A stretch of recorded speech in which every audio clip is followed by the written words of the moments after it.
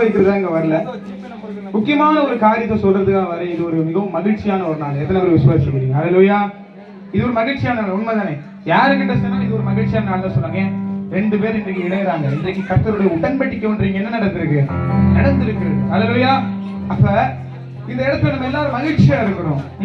உண்மைதானே? யாரெல்லாம் சோகமா இருக்கீங்க சொல்லுங்க. யாருமே இல்லையா? ஓகே, நல்லது. அந்த பிள்ளை பாத்தீங்களா எவ்வளவு அருமையா சொல்லுச்சு. நம்ம பேசும்போது, நம்ம பேசாத போது பேசாது, பேசும்போது எல்லாம் பேசும். ஏன்னா அதுக்கு ஒரு ஆர்வம், ஒரு உற்சாகம். அதே மாதிரி நல்லா கவனிங்க. ஆதாம் ஏவாள் இது ரெண்டு உங்களுக்கு தெரிஞ்சவங்க, அப்படிதானே? பைபிள்ல யாருக்கு தெரியாத ஆளே இருக்க முடியாது. ஆதாம் ஏவாள் எல்லாம் கொஞ்சம் இங்க பாருங்க, கொஞ்சம் பாருங்க பிரதர் சிஸ்டர், கொஞ்சம் பாருங்க, கொஞ்சம் பாருங்க. முக்கியமா நீங்க ஆதாம் ஏவாள் என்பது உங்க எல்லாருக்கும் தெரிஞ்ச ஒரு கதை, அப்படிதானே? ஆதாம் ஆண்டவர் படைச்ச ஆதாமுடைய விலாவெலும்பிலிருந்து ஆண்டவர் யாரை படைச்சாரு? ஏவாள் அவருடைய மனைவியை படைச்சாரு. நல்லா கவனிங்க. அப்ப இரண்டு பேரும் ஆண்டவர் படைச்சதுக்கு நோக்கம் எதற்காக படைச்சார்? நல்லா கவனிக்கணும். கர்த்தர் உங்களை இணைத்ததுக்கான நோக்கத்தை நீங்க அறிந்து கொள்ளணும். சும்மா நீங்க ஒரு வைஃப் ஹஸ்பண்ட சும்மா இணைக்கப்படல. கர்த்தர் உங்களை குறித்து ஒரு நோக்கத்தை வைத்திருக்கிறார். எத்தனை பேர் விசுவாசிக்கிறீங்க? உங்களை குறிச்ச ஒரு நோக்கம் இருக்குது. சும்மா உங்களோட இணைக்க முடியாது. நீங்களா நினைச்சவன நினைச்சுக்க முடியாது. எத்தனை பேர் நினைச்சாங்க நினைக்க முடியாது. நல்லா கவனிங்க. ஆண்டவர் உங்க வாழ்க்கையில உங்க மூலமா ஒரு நோக்கத்தை கண்டிப்பா நிறைவேற்றி முடிக்கணும்னு நினைக்கிறாரு. அதை உங்க மூலமா கண்டிப்பா நிறைவேற்றி தான் முடிக்கணும். அதனாலதான் உங்களை இணைச்சிருக்கிறாரு. நல்லா கவனிங்க. ஆதாம் ஏவாள் அவர்களுக்கு ஒரு விதிமுறை சொன்னார். என்ன சொன்னாரு? என்ன சொன்னாரு? எல்லா பழத்தையும் என்ன பண்ணலாம்? சின்ன பிள்ளை, எல்லா பழத்தையும் என்ன பண்ணலாம்? சாப்பிடலாம். ஆனா நல்லா கவனிங்க. இந்த மரத்துல இருக்கிற இந்த ஒரு பழத்தை மட்டும், எல்லாரும் தெரிஞ்ச ஒரு கதை தான். ஆனா சில காரியங்கள் கர்த்தர் உங்களுக்கு சொல்லி தர போறாரு. முக்கியமா உங்களுக்கு சொல்லி தர போறாரு. எல்லா பழத்தையும் நீங்க என்ன பண்ணலாம்? சாப்பிடலாம். ஆனா இந்த ஒரு பழத்தை மாத்திரம். அப்ப ஏவாள் என்ன பண்றாங்க? இவங்க ஜாலியா நடந்து போயிட்டு அந்த பழத்துக்கு நேராக இவங்க கண்ணு, அவ்வளவு பழம் இருக்கும்போது கண்ணு எங்க போகுது? அந்த ஒரு பழத்துக்கு நேராக போகுது. போன உடனே இவங்க கண்ணு போன உடனே பிசாசங்க வந்துட்டான். என்னது? பிசாசங்க வந்த உடனே அவன் கேட்கிறான், ஆண்டவர் என்ன சொன்னான்னு, இந்த பழத்தை சாப்பிடுற நாளில நீ சாகவே சாவாய். இது ஆண்டவர் சொல்லிட்டாரு. ஆண்டவர் பொய் சொல்லுவாரா? நானே வழியும் சத்தியம் ஜீவனும் சொல்ல. அவர் பொய் சொல்ல முடியுமா? முடியாது. அப்ப ஆண்டவர் பொய் சொல்ல முடியாதுன்னா ஆண்டவர் உண்மையதான் சொல்லுவார்னா அதுக்கு ஆப்போசிட் பிசாசு என்ன பண்ணுவான்? என்ன பண்ணுவான்? அவன் பொய் சொல்லுவான். உண்மைதானே? பைபிள் அவரை குறித்து எழுதப்பட்டிருக்கிறது, அவன் பொய்யனும் பொய்க்கு பிதாவுமா இருக்கிறான். உண்மைதானே? அப்ப நான் ஆண்டவர் உண்மையை சொல்றாருன்னா பிசாசு என்ன பண்றான்? பொய் சொல்றான். நல்லா கவனிங்க. அவங்க போட்டோ எடுக்கிறதுக்கு ஒரு பாட்டு பாடுவான்.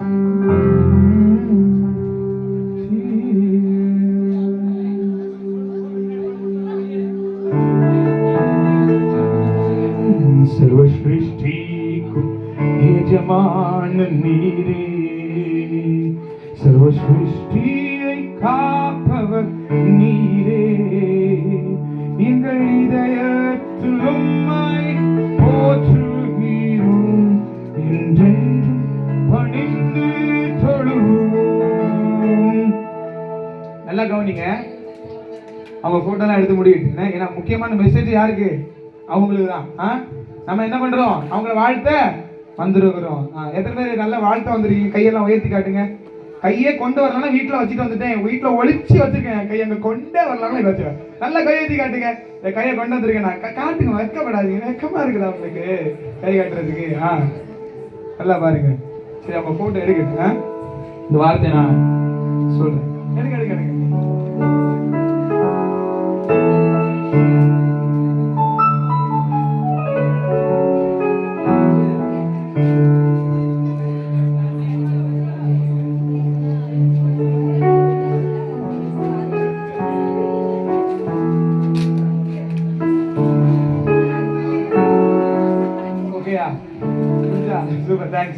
அப்ப பாருங்க, ஆதாம் இப்ப ஆண்டவர் சொல்லிட்டாரு. இப்ப பிசாசு பொய் சொன்னா ஆண்டவர் உண்மை சொல்லுவார். ஆண்டவர் உண்மை சொல்லுகிறவரா இருந்தா பிசாசு பொய் மாத்திரம் தான் சொல்லுவான். இப்ப ஏவாளு கிட்ட பிசாசு கேட்கிறான். என்ன கேட்கிறான்? இந்த பழத்தை சாப்பிட்டா நீ சாகவே சாக மாட்ட. ஆனா ஆண்டவர் என்ன சொன்னாரு? நீ சாகவே சாவாய். என்னையா இது, இவன் சாக மாட்டேங்கிறான். இப்ப ஏவாள் என்ன நம்பி அந்த பழத்தை சாப்பிட்டுட்டாங்க. இப்ப ஏவாள் பாருங்க, தான் சாப்பிட்டது போதாது, என் புருஷனுக்கும் நான் கொண்டு கொடுக்கணும். நீங்க கொடுக்க மாட்டீங்க அந்த மாதிரி சொல்ல, நல்லா புரியும், உங்களுக்கு புரியும், கடைசியில் உங்களுக்கு புரியும். நல்லா கவனிங்க. இவன் கொடுத்தோன புருஷன் என்ன பண்ணிட்டான், அத வாங்கி என்னது சாப்பிட்டுட்டான். இப்ப ஆண்டவர் வாராரு. இவங்க வந்து நிர்வாணிகள் அழியப்பட்டு இவங்க ஒளிஞ்சு இருந்து இப்ப கடைசியில் ஆண்டவர் வாராரு. ஆண்டவர் வந்து கேட்கிறாரு, நீ எதுக்கு ஒளிஞ்சிருக்க? நீ நிர்வாணி உன்கிட்ட சொன்னது யாரு? நல்லா கவனிங்க. உங்க ரெண்டு பேருக்குள்ள ஆண்டவர் மட்டும்தான் இருக்கணும். இதுதான் கர்த்தர் வைத்த நியமம். நல்லா கவனிங்க. ஆண்டவர் ஆதாமோட விலாவிலிருந்து ஏவாளை படைத்த போது கர்த்தர் உங்க ரெண்டு பேரும் இணைத்திருக்கிறார்னா, உங்க ரெண்டு பேருக்கு இடையிலையும் உங்க மாமியார் கூட வரக்கூடாது, உங்க அம்மா கூட வரக்கூடாது. பிகாஸ் I'm telling you, நல்லா கவனிங்க. ஆண்டவர் ஆதாம் ஏவாள் அவங்க 3 பேர் இருக்கிற வரைக்கும் சந்தோஷமா இருந்தாங்க. ஆனா எப்ப அந்த பிசாசு இடையில வந்தானோ பாத்தீங்களா, அந்த கார்டன் விட்டு அந்த ஆசீர்வாதத்தை விட்டு தள்ளுண்டு போனாங்க. காரணம், அவர்கள் மற்றவர்களுடைய வார்த்தையை கேட்டதுனால. நல்லா கேளுங்க. உங்களுக்குள்ள ஒரு சண்டை, ஒரு பிரச்சனை கண்டிப்பா வரதான் செய்யும். ஆனா அதை நீங்க மற்றவர்கள் இடத்துல கொண்டு போக கூடாது. 3வது நபர் அதை தெரியப்படக்கூடாது. என்ன பிரச்சனை, என்ன சண்டை வந்தாலும் உங்களுக்குள்ளேயும் கர்த்தருக்குள்ளேயும் சொல்லி நீங்க ஒப்புரவாகணும். காரணம், அவன் நாளைக்கு வந்துட்டு போயிருவான். கடைசி வரைக்கும் நீங்க ரெண்டு பேரும் ஆண்டவர் தான் கூட இருப்பீங்க. ஹல்லேலூயா. அப்ப நீங்க ஆண்டவர்கிட்ட உங்களுடைய காரியங்களை சொல்லும் போது என்ன தெரியுமா நடக்கும்? காணா ஒரு கல்யாண வீடு ஞாபகம் இருக்கா? என்ன நடந்துச்சு? அந்த இடத்துல திராட்சை ரசம் குறைஞ்சு போனது அந்த மாப்பிள்ளை பொண்ணுக்கு தெரியுமா?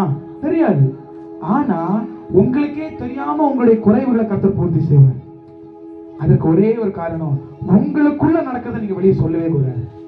இதுதான் கணவன் மனைவிக்கு கொடுத்திருக்கிறதுனா, ஆண்டவர் உள்ள வந்துட்டார். அந்த உடன்படிக்கைக்குள்ள ஆண்டவர் இருக்கிறாரு. நீங்க ரெண்டு பேர் மாத்திரம் இல்ல, உங்க கரத்தை பிடிச்சு இன்னொருத்தர் இருக்கிறாரு. நல்லா கவனிங்க. அப்ப இந்த 3 பேர் பண்ற இந்த உடன்படிக்கை 2 பேர் கிடையாது, 3 பேர் இருக்கீங்க. அப்ப உங்களுக்கு 3 பேருக்குள்ள எப்பவுமே பிசாசு உள்ள வர ட்ரை பண்ணுவானா பண்ண மாட்டானா? பண்ணுவான். அதற்கு அவன் முக்கியமா பயன்படுத்துற ஒரு வெப்பன் என்ன தெரியுமா? பயம். அடுத்தது என்ன செய்ய போறோம்? சரி, கல்யாணம் பண்ணியாச்சு, அடுத்து என்ன செய்ய போறோம்? நல்லா கவனிங்க. கர்த்தர் எல்லாவற்றையும் அதின் காலத்தில் நேர்த்தியா செம்மையா செஞ்சு முடிச்சிருவார். ஆனா நமக்கு என்ன தெரியுமா? வெயிட் பண்றதுக்கு கொஞ்சம் கஷ்டம். பண்ணியாச்சு, நீ அடுத்து என்ன பண்றது? லைஃப் அப்படியே எப்படிமா? நல்லா கவனிங்க. அந்த தம்பி ஒரே இந்த முடிச்சு நல்லா கவனிங்க. அதாவது அந்த காலத்துல இப்ப பாருங்க, உங்க கல்யாணம் இன்னைக்குதான் நடக்கணும் நீங்க வந்து முன்குறிச்சு வச்சிருந்தீங்களா? இல்லவே இல்லை. ஆனா அந்த நேரத்துல உங்களுக்கே தெரியாது இப்ப நடக்கணும், ஆனா நடந்திருக்குல்ல. அது அவருடைய நேரத்துல அவர் செய்து முடித்திருக்கிறார். இனி வர்ற நாட்களையும் அப்படியே செய்து முடிப்பார். அதற்கு நீங்க செய்ய வேண்டிய ஒரே காரியம், நீங்க 2 பேரும் கரத்தை பிடிச்சு ஜெபம் பண்ணணும். வர்ற நாட்கள்ல நீங்க ஏன்னா ஒருவர் 2 பேர் கூடுகிற இடத்துல நான் இருக்கிறேன். ஒருவர் 2 முதல் ஒருவரா இருந்தாங்க, இப்ப 2 பேர் ஆயிட்டாங்க. 3வது ஆளை யார் இருக்கா? உடல ஏசப்பா இருக்கிறாரு. ஏசப்பா அந்த கையை பிடிச்சிட்டு நீங்க ஆண்டவர்கிட்ட தான் போகணும். எந்த பிரச்சனை இருந்தாலும், எந்த கவலை இருந்தாலும் ஃபர்ஸ்ட் சொந்தக்காரங்களை பார்த்தீங்க, விழுந்துட்டீங்க. ஏசப்பைய பார்க்கிற பழக்கம் உங்களுக்குள்ள இருந்தா முதல்ல ஆண்டவர்கிட்ட போற பழக்கம் இருந்தா, உண்மையை சொல்றேன், எந்த ஆட்கள் முடிய தலை குனிஞ்சு நிற்க மாட்டீங்க. நான் உண்மையை சொல்றேன், கர்த்தர் முன்பதாக முழங்கால் படிக்கிற மனுஷன் எந்த மனுஷன் முன்னாடி தலைகுனி ஆண்டவர் விடவே மாட்டாரு. இது கர்த்தர் பண்ணுவாரு. உங்களுக்காக நான் ஜெபிக்க போறேன்.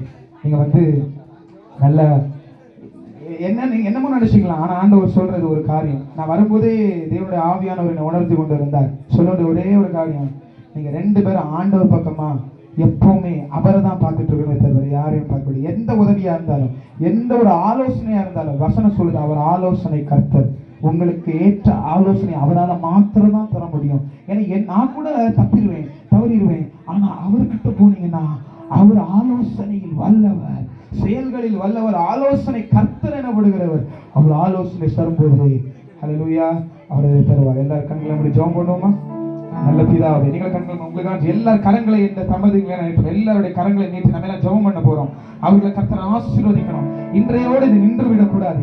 இந்த மகிழ்ச்சி அவர்கள் வாழ்க்கை முழுவதும் முடிவு மட்டும் அது இருக்கும்படியாக எல்லாரும் கண்களை மூடி, நன்றி ஆண்டவரே, நல்ல பிதாவே, வானத்தில் போது சகல அதிகாரம் படைத்தவரை துதிக்கிறோம். ஆண்டவரே இந்த நேரத்திலும் இந்த இந்த இந்த நேரத்திலப்பா இந்த இருவருக்காக நாங்கள் ஜெபிக்கிறோம் ஆண்டவரே.